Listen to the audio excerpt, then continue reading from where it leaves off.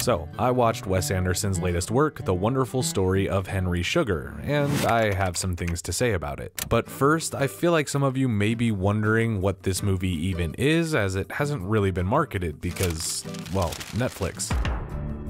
Now, how do I know all this? Good question, I'll tell you. The Wonderful Story of Henry Sugar is an adaptation from Roald Dahl's 1970s short story, which is not actually a true story, although the story tells it as if it was. And Wes Anderson is really the only person who could have faithfully translated it in this way, so let's get into it. Henry Sugar was 41 years old, unmarried and rich. He was rich because he had a rich father who was now dead. Now, this is a short film, but it's still pretty lengthy with about a 40-minute runtime, and honestly, don't let that turn you off if you're not into short films, because you definitely still get a full story and you'll leave feeling satisfied. If anything, I think it could even be a little shorter. So, Henry Sugar is a wealthy man who, after wandering off at a party, stumbles on a journal written by a doctor about some meetings that he had with a guru who could see with X-ray vision. It definitely starts off a bit fast and you're sort of left to catch up, but eventually it slows down enough for us to see what's really going on here. He greeted them by holding both hands above his head.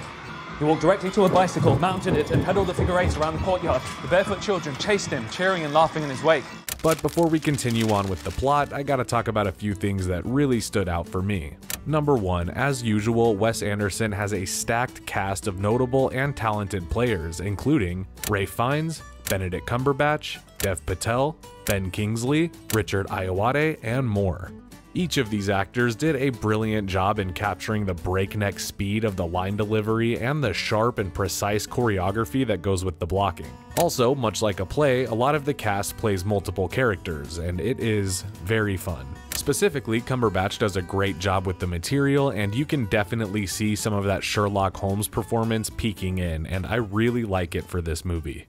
His mind went absolutely blank, his brain ceased fidgeting, and all at once he felt as if his entire body had become encased snug and cozy within that little black area of burning nothingness. Richard Ayoade always stands out to me in anything I see him in, and it is no different here. I really hope to see him in more Wes Anderson projects in the future. It may take longer, 20 years is the usual time if you're able to do it at all, by the way. I'll be an old man by then. But I must say that while I was extremely excited to see Dev Patel in the cast, I do think his line delivery was maybe the fastest and the most robust, especially in the first half, and while I enjoyed his performance, I do think that he delivered the most speedy performance, and it made the first half of this movie pretty weird to kind of find the flow of.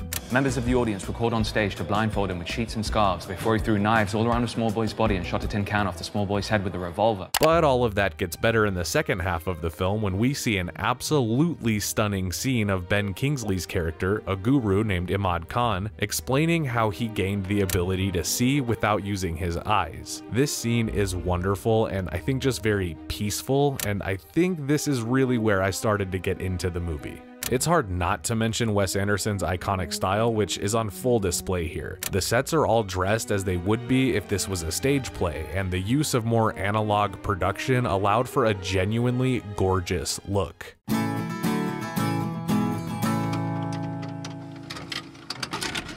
Of course, everything is perfectly symmetrical and there's an intense teal hue to just about everything, but this feels like the most soulful use of the color palette yet. I also love how the whole movie is characters talking directly to us as if they're recalling it as a memory in real time.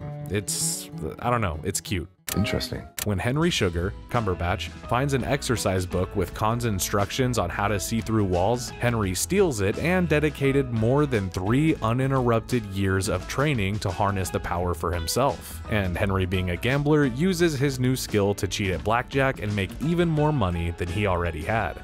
The next morning, Henry woke up late, got out of bed, saw the enormous bundle lying on his dressing table, and didn't want it.